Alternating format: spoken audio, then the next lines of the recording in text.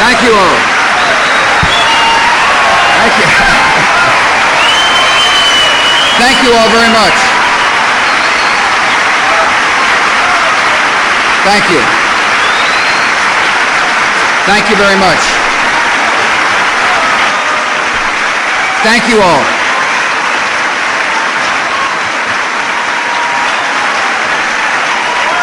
Okay, thanks.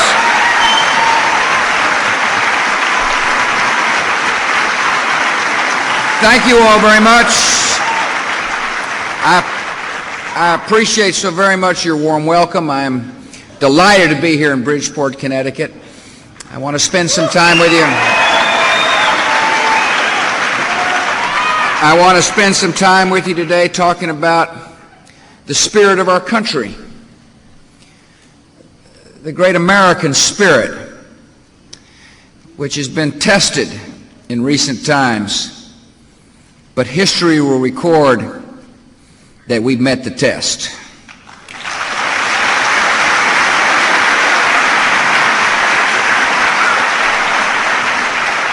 I saw some of that spirit today in the South End Community Center.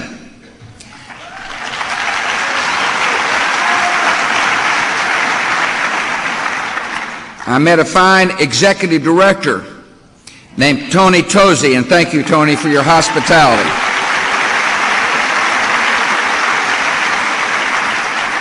I saw members of AmeriCorps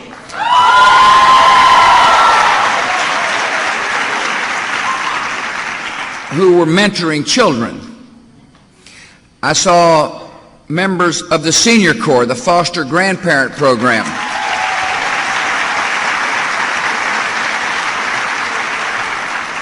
Who, as opposed to kind of settling in, these Senior Corps members decided to continue to give something to our society. And many are giving the most important gift of all, and that is to teach a child how to read. I want to thank you.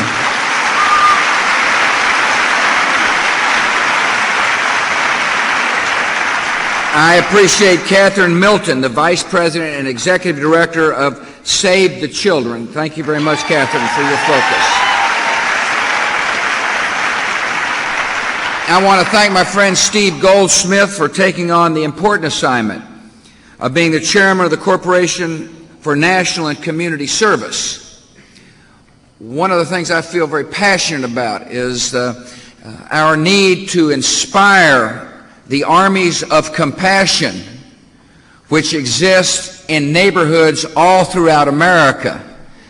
And you'll hear me talk a little later on about the need to fight evil by doing some good. And one of Steve's jobs is to help gather the spirit of America and channel it and focus it so everybody understands the American experience, the hope of America belongs to them, no matter where they live or how they were raised.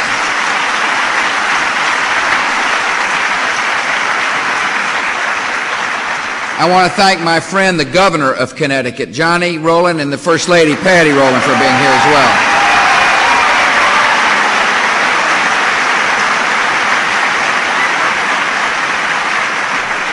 I want to thank Chris and Betsy Shea, the congressman and wife from this district.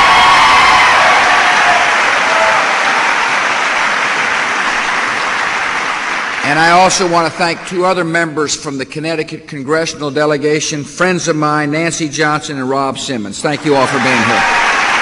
Thanks for coming.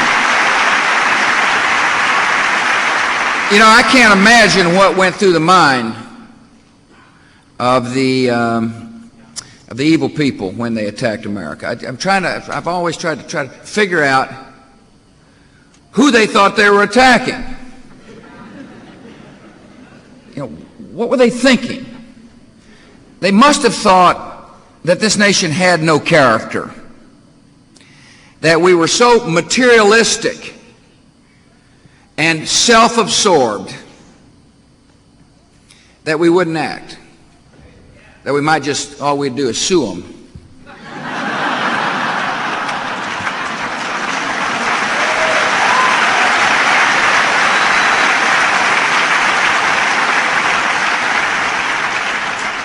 They didn't understand the true character of the American country, the nation.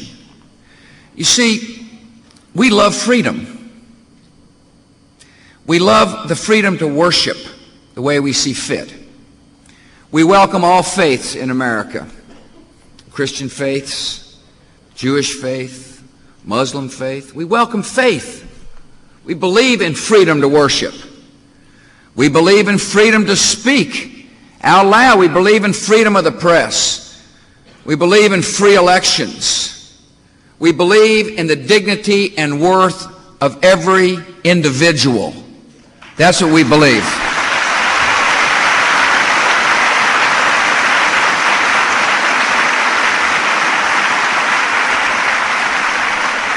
And if somebody attacks those beliefs, we'll respond. That's the character of our country, is that when we believe something, we stand up for it. We are slow to anger, but when angered, watch out.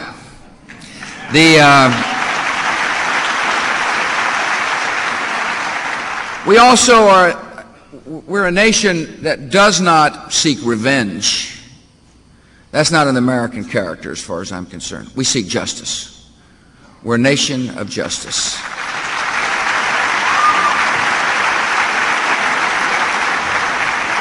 This nation has also showed remarkable character in this way. We're patient. We're a patient nation. And we're a disciplined and focused nation. Americans understand that the new war of the 21st century, the struggle for civilization itself, is going to take a while. You know, we live in an age where things happen so quickly that one of my concerns after September the 11th was the farther we got away from September the 11th, the more our grief was behind us, that I thought the American people might forget that which is at stake. That's not the case, much to the chagrin of the killers who continue to want to bring harm to America. Make no mistake about this, that we're in for the long pull because there are people who hate us. They hate what we stand for. And they're killers. They use killing to justify their beliefs. And I'm not going to let that stand. My job is to protect the American people. And my job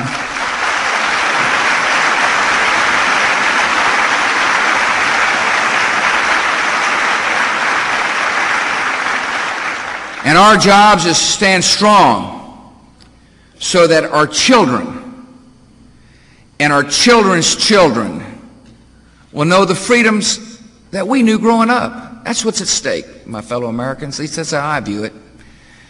And so long as I'm the president, that's going to be the view of this government.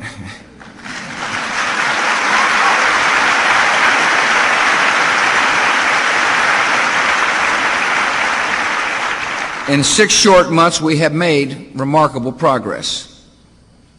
We really have. You know, I said early on, I said to the people, if you're either with us or you're against us. I said, either you're standing with the United States of America in our quest and desire to protect freedom, or you're not. There's no middle ground. And I'm proud to report the coalition, there's been a vast coalition of nations that have joined us, nations of all stripes, all who understand what's at stake. I also said that if you harbor a terrorist and you feed one, you're just as guilty as the murderers who came to New York City and Washington, D.C.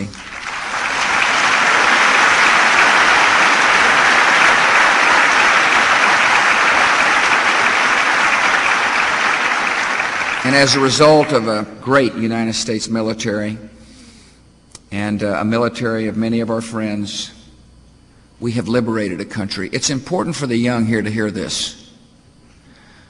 We didn't go into Afghanistan as conquerors. This great nation led a coalition of military folks to go into Afghanistan as liberators.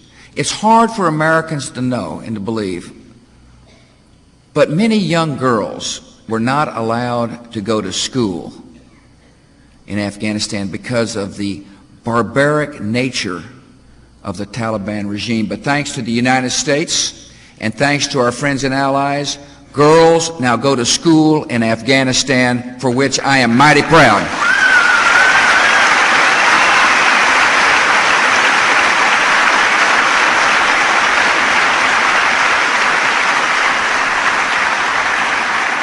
That is the character of the American people. We're plenty tough when we need to be, and we'll remain tough. But we're also compassionate. We care deeply about our fellow citizens in this world. We care deeply about the plight of children, no matter where they may live. That's our nature. And that's how I feel about it at home, too. I feel like out of this evil is going to come some incredible good. I believe that out of this evil will come peace in regions of the world that we never dreamt would be peaceful. It's not going to be easy. And we're going to have to lead. And we're going to have to be diligent and resist and fight terror wherever we find it. But we've got a good chance for long-lasting peace. And at home, there's going to be some incredible good that comes out of this evil. Because Americans have got great character. And Americans care for their neighbors in need. People say, what can I do to join the war against terror? And I say, love your neighbor just like you'd like to be loved yourself. If you want to fight evil,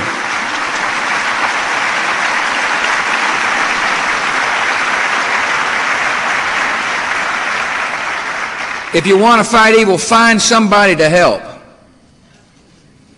And I'm prepared to help you find somebody to help if you want help. If you want to find a way to help your country, that's what I'm here to talk about. There are all kinds of ways to help, don't get me wrong. I mean, you can go to your church or synagogue and mosque and help a lot. You can help a lot. You can help a program, devise a program to feed the homeless. Help put a program together that goes into some of the pockets of despair in America and spread love, one person at a time. That's what you can do to help. Service and volunteerism are an integral part of the American character. De Tocqueville discovered that years ago, and if he were to come back, he'd be just as proud of America now as he was then when it came to the willingness of our citizens to serve each other. You know, I have been so impressed by the living spirit in America. It's been unbelievable to see firsthand how alive this country has become, how focused our nation is on serving something greater than ourselves. Perhaps it had to do with the vivid lesson of Flight 93.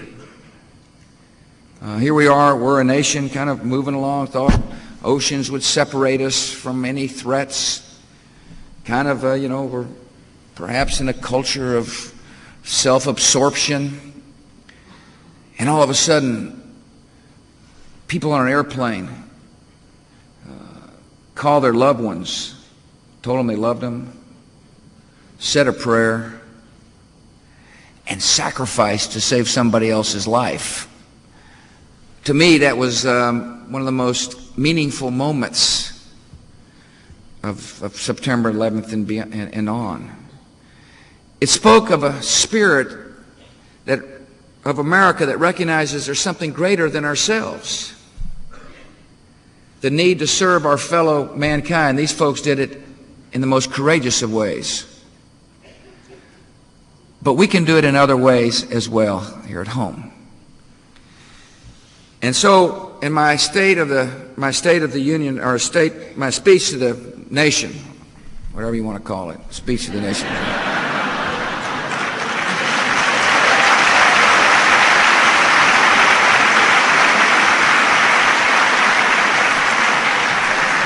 I asked Americans to give 4,000 hours over the rest of your life of service to America.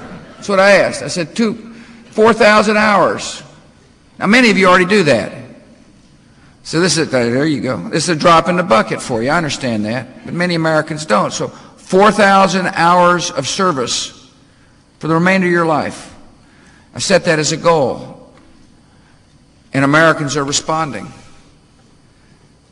Many have heard the call. And in order to channel that enthusiasm, we set up what's called the USA Freedom Corps. And inside the USA Freedom Corps, we're focused on three distinct areas. One, the Citizen Corps. And I was in Knoxville, Tennessee yesterday heralding the Citizen Corps program. This is a chance for people to help the police, the firefighters, the local emergency medical teams to respond to any disaster that might occur. And if you're interested in helping the brave men and women of the police force or fire force or emergency medical teams in your community, join the Citizen Corps. It is a way to help secure America and prepare America for a disaster if one should come.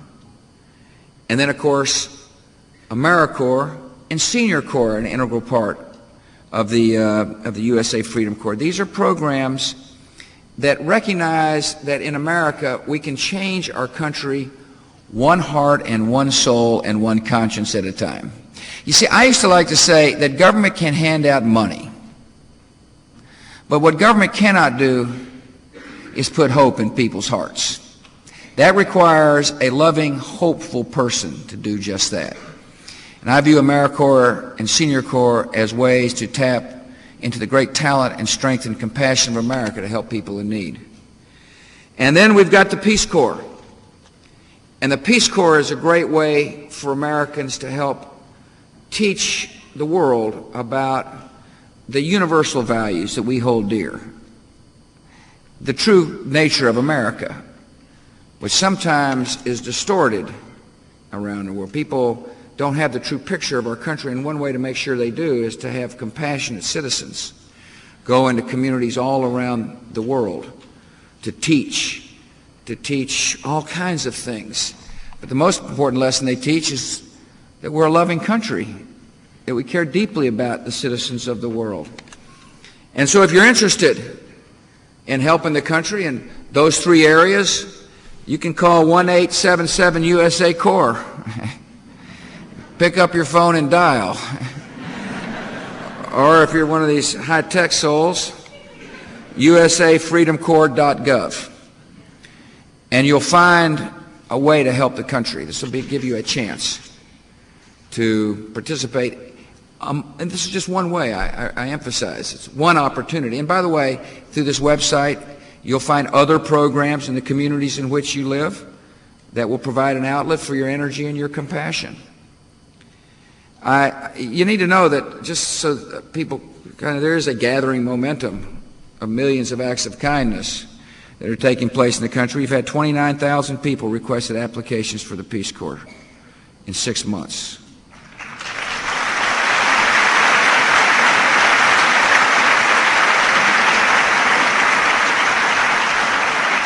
Applications to join AmeriCorps are up by more than 70%.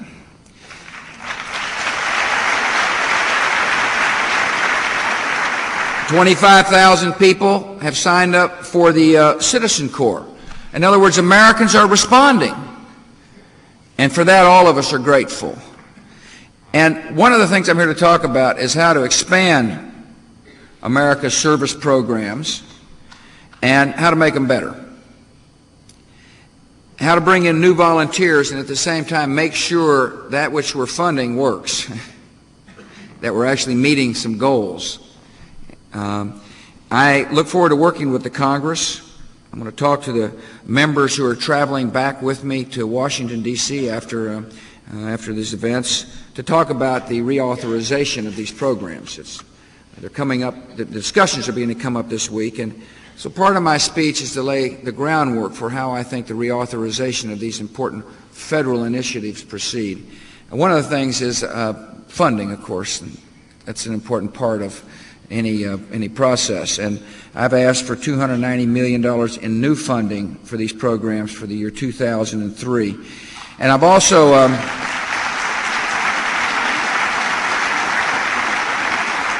and it's to help meet these goals. 25,000 additional new AmeriCorps members, 25,000 more than we have now today all across the country, 100,000 new Senior Corps members, and 200 to 300,000 students in the Federal Work Study Program. That's what we're aiming at. That's the goal we've set. Some say it's too ambitious. Nothing is too ambitious for America as far as I'm concerned.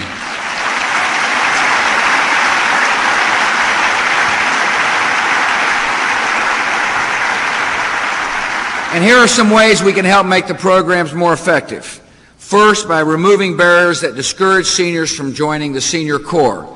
Now remember, the Senior Corps has got programs within it like the Foster Grandparent Program, programs all aimed at using the talents of our seniors to help make citizen lives better where people are losing hope, where despair is too common and too prevalent.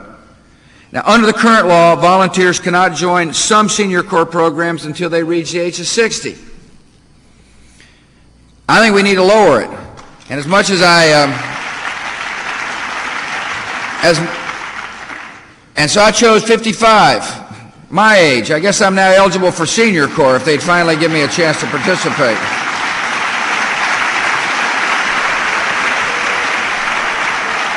My mother's not going to believe I'm eligible for Senior Corps.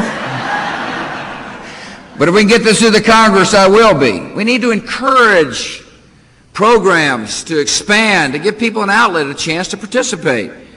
And we need to eliminate income tests that keep seniors out of the program. Believe it or not, some people are not allowed to participate in Senior Corps because they make too much money.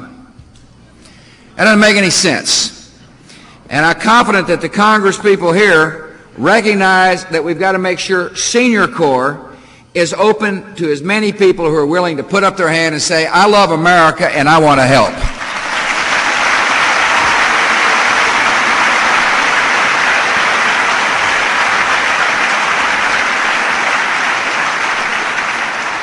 Many seniors participate in AmeriCorps, and that's good. That's what we want. Under a new proposal that I'm making to Congress, seniors who join AmeriCorps should be able to earn what we call a silver scholarship. In other words, when you work for AmeriCorps, you get a scholarship if you go on to college. A senior who's already been to college should be able to earn that same scholarship and donate that to a member of their family if they so choose.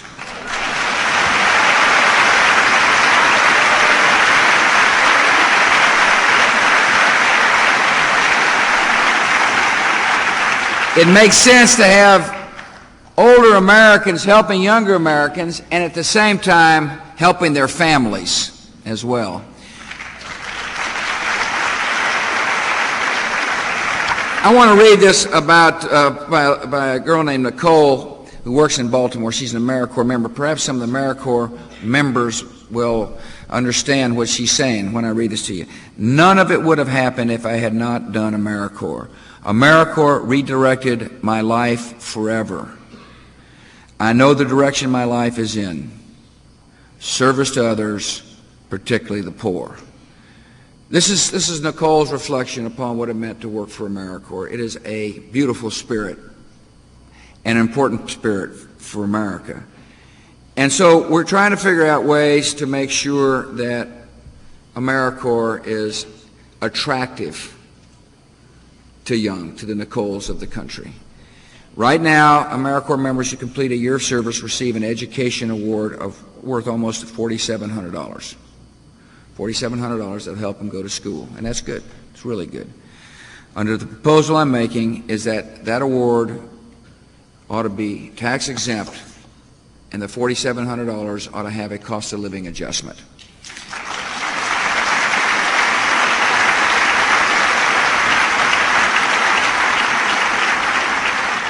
As well, we need to reform the federal work study programs. These are programs which encourage students to work off their federal loans. It makes sense if you borrow money that you ought to work them off. And the fundamental question is, how do we let them work it off? Right now, 7%, only 7% of the work-study funds are required to be devoted to students who tutor, mentor, or perform other forms of service in their community. 7%. And so we think that we ought to raise that number to 50%.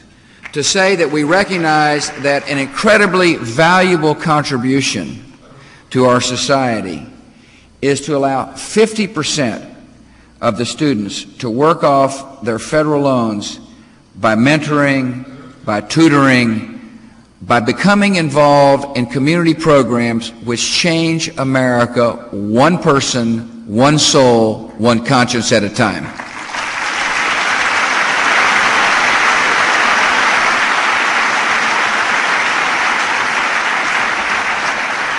One of the things we hear is that governors and mayors and local authorities are frustrated by the bureaucracy in Washington, D.C.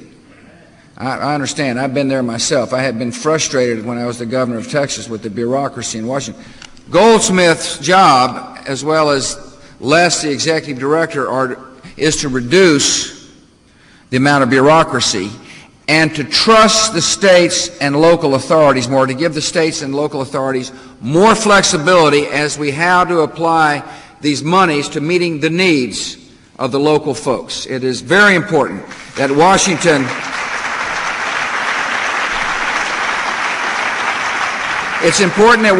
provide flexibility in selecting the groups and charities in which AmeriCorps volunteers will be placed. We've got to trust the local folks to understand local problems. I like to tell people not all the wisdom of the world is in Washington, D.C.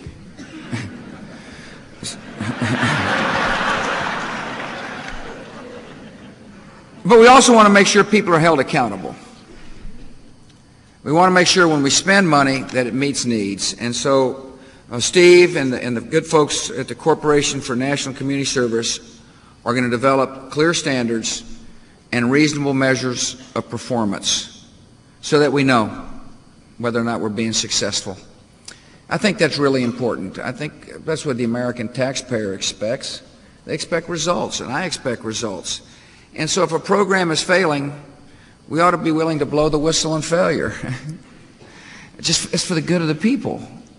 We're trying to help. And when a program is successful, we ought to be praising the program and its success and the people who are helping.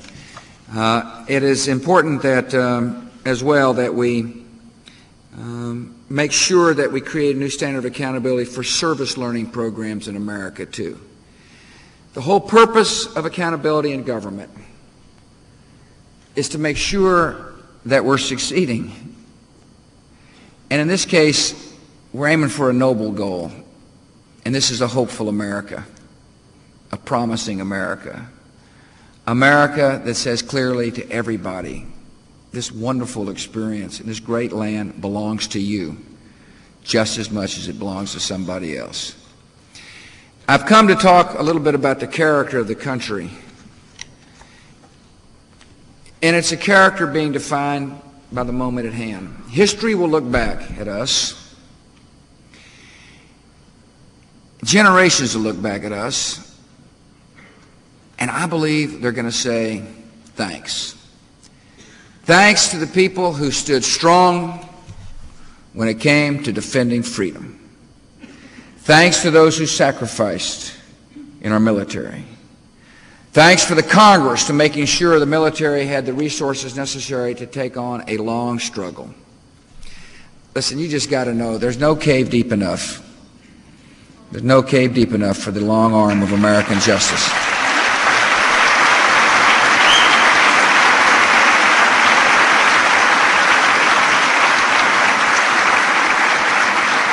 There is no calendar.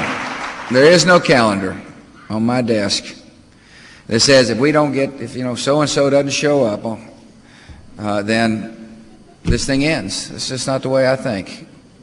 That I'm a patient man, and so is the American people, much to the chagrin much to the chagrin of the enemy that still wants to take us on.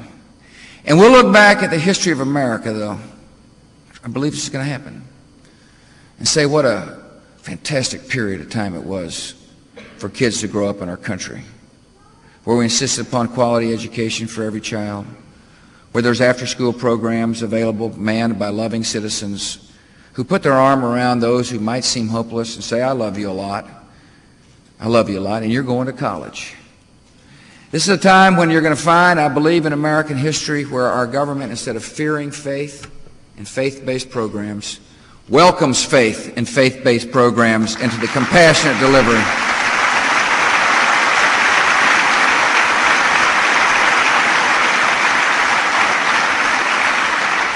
This will be a time in American history when those of us in Washington, D.C. or in the state capitals recognize that oftentimes the most hopeful and promising programs of help come from places of worship.